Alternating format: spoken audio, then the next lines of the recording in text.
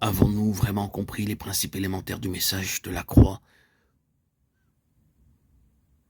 De même que Moïse, dans le berceau de Jon, fut placé sur le fleuve, de même nous, qui étions aussi des condamnés à mort, nous avons été plantés en Jésus au calvaire.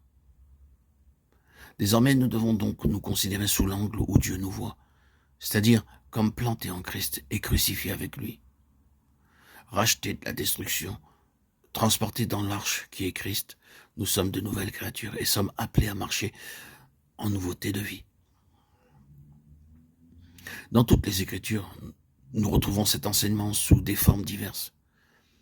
Dieu emploie l'histoire et l'image pour annoncer le calvaire. Le déluge du temps de Noé préfigure le jugement et la sentence de mort prononcée sur l'ancienne création. La malédiction sous laquelle elle se trouve et ceux qui sont entrés dans l'arche sont comme l'image d'un monde nouveau, d'une vie nouvelle. Après les années du désert, Israël traversa le Jourdain pour entrer au pays de Canaan, et l'arche demeura au milieu du fleuve, jusqu'à ce que tout le peuple eût passé. Au calvaire, les eaux de la mort menacèrent d'engloutir le Fils de Dieu. Elles l'environnèrent, l'enveloppèrent, et nous, les maudits, nous mourrons avec lui. Quand la fille du Pharaon vit le bébé, elle fut saisie de compassion, elle l'adopta et le nomma Moïse. Moïse, Moshiach en hébreu qui veut dire tirer ou sauver des eaux.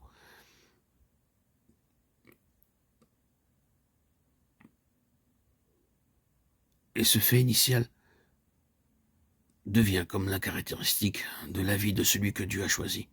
Il a été tiré des eaux de la mort et élevé comme fils de roi. Quand il est grand, Dieu l'attire au désert, l'enlevant à son milieu mondain. C'est la vie du désert, seul avec Dieu. Puis Dieu le retire de la solitude, il le choisit comme instrument pour faire sortir Israël d'Égypte.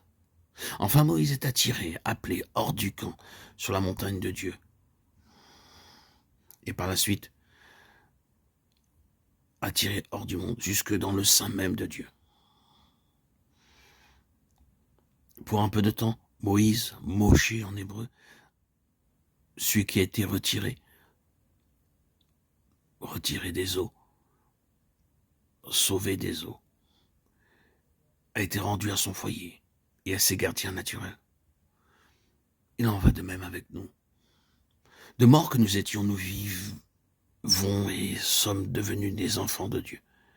Mais pour quelque temps, Dieu nous laisse à l'ancien milieu, car nous sommes encore des bébés, et l'appel à le servir n'a pas encore retenti pour nous. Il faut des années de discipline pour préparer les héritiers de Dieu. Le Père attend que ses bébés soient sevrés et puissent être séparés des choses considérées comme nécessaires au premier âge. C'est moi qui guidais les pas d'Éphraïm, le soutenant par les bras. Osée 11.3. Au moment que le Père a décidé, dans sa grande sollicitude, l'âme est sevrée et doit apprendre à se diriger seule. Ceci peut provoquer bien des larmes. Puis, comme un enfant affligé, le disciple décide de s'en remettre pour toute chose à la volonté divine. Et il dit avec le psalmiste, « N'ai-je pas soumis et fait taire mon âme comme un enfant sevré, fait avec sa mère, mon âme en moi, comme un enfant sevré » Psaume 131, 2. Que ceux qui sont encore sous des tuteurs et des curateurs apprennent à attendre le moment que Dieu choisira et à se reposer sur sa volonté.